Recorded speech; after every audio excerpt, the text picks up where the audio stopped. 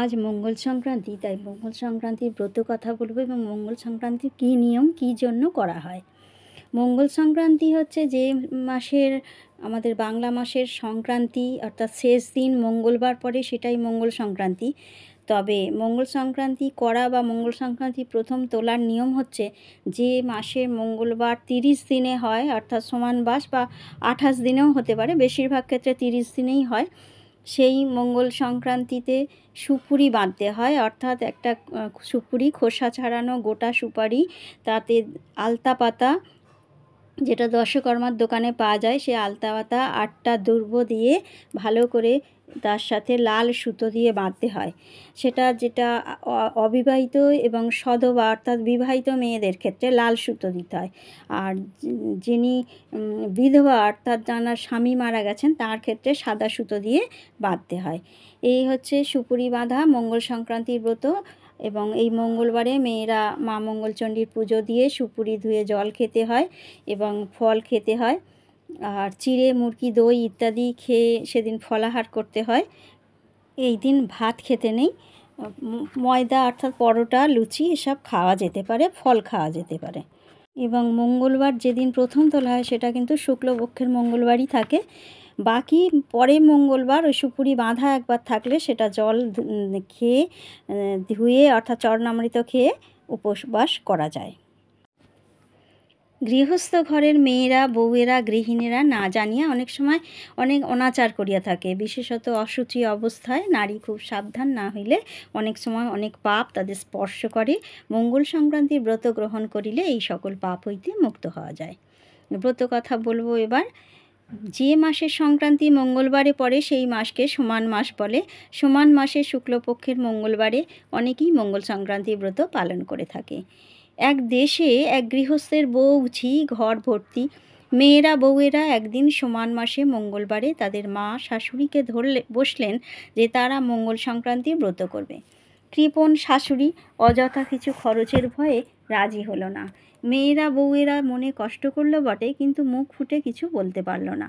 কিছুদিন পরে গৃহিণীর এক ভীষণ ব্যায়াম হলো, অর্থাৎ অসুখ করলো। দিন দিন তিনি শুকিয়ে যেতে লাগলেন। তারপর একদিন গৃহিণীর ঘর থেকে নানা রকম শব্দ আসতে লাগলো। মেয়েরা বউয়েরা গৃহিণীর ঘরে ওত পেতে দেখে গৃহিণী শাঁখ হয়ে বিছানায় ঘুরছে। কিছুক্ষণ পরে দেখলো একটি তাম্রকুণ্ড হয়ে সেইভাবেই ঘুরছে। তারপর দেখলো একটি গরু, আর শেষ প্রহরে দেখলো একখানি রক্তের সরা হয়ে সারা মেঝেই ঘুরপাক খাচ্ছে। পরদিন রোজা ডাকা হলো। গৃহিণীকে নিশ্চয় ভূতে ধরেছে। রোজা কিন্তু অন্য কথা বলল। মেয়ে মানুষ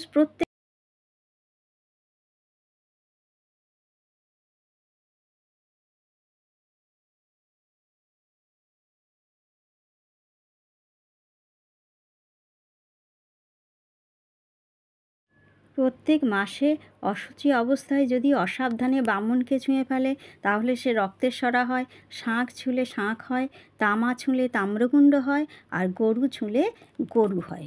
তাদের মা নিশ্চয়ই অশুচি অবস্থায় ব্রাহ্মণকে ছুঁয়ে ফেলেছে বা এই সমস্ত কিছুই ছুঁয়েছেন।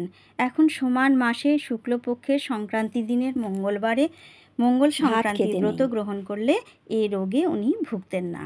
এই ব্রত মেয়েরা নিয়ম মতো পালন করলে অজান্তে কোনো দোষ করলেও মেয়েদের সে দোষ আর থাকে না।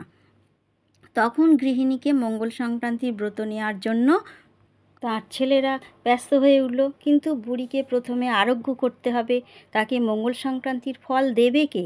রোজা বলল, যদি কেউ মায়ের হয়ে মঙ্গল সংক্রান্তির ফল দান করে আর সে ফল ধুয়ে যদি খাইয়ে দেওয়া হয় তবেই তাদের মায়ের রোগ মুক্তি হবে। কোনো বউ বা মেয়ে তাদের ফল মাকে দিতে রাজি হলো না। শেষকালে ছোট বউ বললে যে তার 7টি সুপারি ফল আছে, একটি সে দিতে পারে। পরের দিন ছোট বউ সকালবেলা স্নান করে ব্রাহ্মণ ডেকে একটি লাল সুতা বাঁধা সুপারি মায়ের নামে সংকল্প করে দিল, আর সেই সুপারি ধোয়া জল খাইয়ে দিল তার শাশুড়িকে। সঙ্গে সঙ্গে গৃহিণীর রোগ সেরে গেল। তখন সকলেই আশ্চর্য হয়ে মঙ্গল সংক্রান্তির ব্রত পালন করতে লাগলো। এইভাবে পৃথিবীতে মা মঙ্গলচণ্ডীর মঙ্গল সংক্রান্তির পূজা প্রচার হলো। অথ মঙ্গল সংক্রান্তির ব্রত কথা সমাপ্ত। নমো সর্বমঙ্গলমঙ্গলে শিবে সর্বার্থ সাধিকে শরণ্যে ত্র্যম্বকে গৌরী নারায়ণী নমস্তুতে। শরণাগত দীনার্ত ত্রাণায় পরায়ণে সর্বেশার্থী হরে দেবী নারায়ণী নমস্তুতে। সবাই ভালো থাকুন, সুস্থ থাকুন, সাবধানে থাকুন। সবাইকে অনেক অনেক ধন্যবাদ জানিয়ে আজকের ভিডিওটি এখানেই শেষ করলাম।